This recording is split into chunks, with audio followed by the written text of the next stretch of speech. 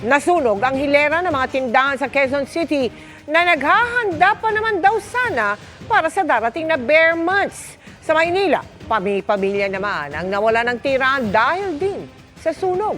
Nakatutok si Marisol Abduraman. Naglalagablabang apoy sa bahaging ito ng Matimyas, Sampaloc sa Maynila pasado 10:00 ng umaga kanina. Ang mga bumbero tumungtong na sa bubungan para makapagbuga ng tubig sa nasusunog na lugar. Napatakbo naman palabas ang mga residente. Ang 54 anyos na si Marivic Tactao sa sobrang tarantaraw, hindi na nakapagtsinelas. Wala rin siyang naisalba ni isang gamit. Di lang naman itong unang nangyari. Makalawa na buto. Labisin ang takot ni Mona, lalo't sa mismong tapat ng bahay nila nagsimula ang apoy, kung saan abala raw ang kanyang anak. Napansin na lang niya, nag-aapoy na, malaki na yung apoy. Doon na siya sumigaw na may sunog, doon na lang namin nalaman. Humingi kami ng tulong. Tulungan kami dito. Kasi pangalawa na to eh. Pero kung lahat ng handarapang tumakbo palabas, ang isa namang residente na natili lang sa kanilang bahay. Ba't ikaw umalis dyan? Eh, nandito pa din.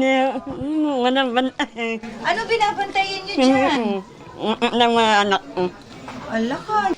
Isa sa naging hamon sa mga alaga ng pamatay sunog ay kung paano papasukin itong area dahil kita nyo naman, napakakiti ng daanan.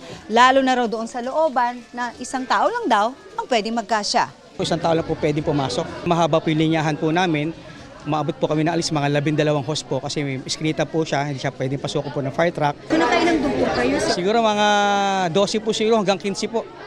Umabot sa third alarm ang sunog na tumupok sa mahigit 50 bahay. Problema ngayon ang pansamantalang matutuluyan ng nasa 120 pamilyang nasunugan.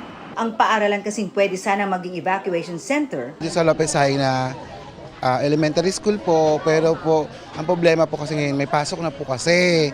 Saka hindi din po kasi ganun kalaki yung school na nakaalat sa amin na evacuation center. Iniimbestigahan pa ang sanhi ng sunog. Undetermined pa po tayo, under investigation po yung cause ng sunog po natin. Sa Barangay Santa Teresita sa Quezon City, may natupok din mga tindahan ng iba't ibang dekorasyon. Naiyak na lang ang mga may-ari, lalo't inihahanda na nila ang mga paninda sa darating na bare months. Hindi pa tukoy sa ngayon ang sanhi ng sunog at halaga ng pinsala. Para sa GMA Integrated News, Marisol Abduraman, nakatuto 24 oras.